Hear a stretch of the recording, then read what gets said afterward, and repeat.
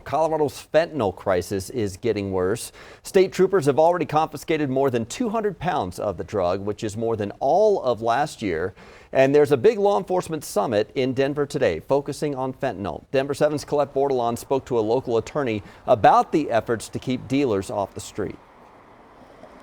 That's right, and I'm here at the Denver Art Museum where that summit is set to start this morning. Now, there's a new bill that was passed out of this legislative session. It's been signed into law. That bill makes the possession of 1 to 4 grams of fentanyl a felony charge. Now, in the last couple of hours of that legislative session, it was revised to make sure a defendant could go try and prove to a court they didn't know what they had was fentanyl and potentially get that charge dropped down to a misdemeanor.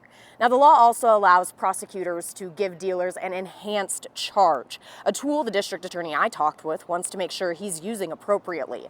John Kellner of the 18th Judicial District says there will be growing pains with the new law because so many have varying opinions on the different provisions of it.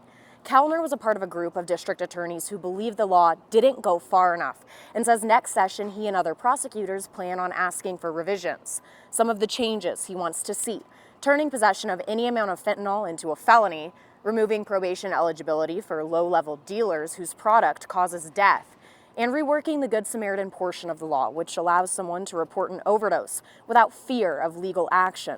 But Kellner says the way the law is written, that could apply to dealers too.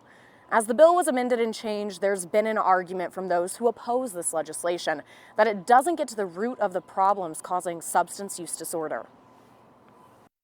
But to say that this update to the law, the fentanyl bill, perpetuates the war on drugs is just patently false, and it disregards really what the justice system of the 2020s looks like. Since 2018, drug-related deaths in Denver County have increased year after year, and in 2021 they peaked.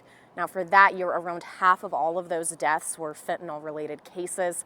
Those numbers are from the Denver Medical Examiner's Office. Live in Denver, Colette Bordelon, Denver 7. Thank you, Colette. Well, on average, 2 people die each day in Colorado from fentanyl. Many of them are people who think they're getting a pain pill or a Xanax or another drug, but it is laced with fentanyl, and just the tiniest amount can kill you.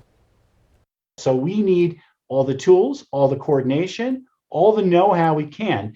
And for a lot of jurisdictions, this is still an area they're learning about. And so the goal is for those who've done these cases before, and people in our office have, including using wiretaps and other tools, how do we tell others, here's what you need to know to go after those causing fentanyl poisoning deaths? Colorado Attorney General Phil Weiser will also be at the summit today, along with Denver Mayor Michael Hancock.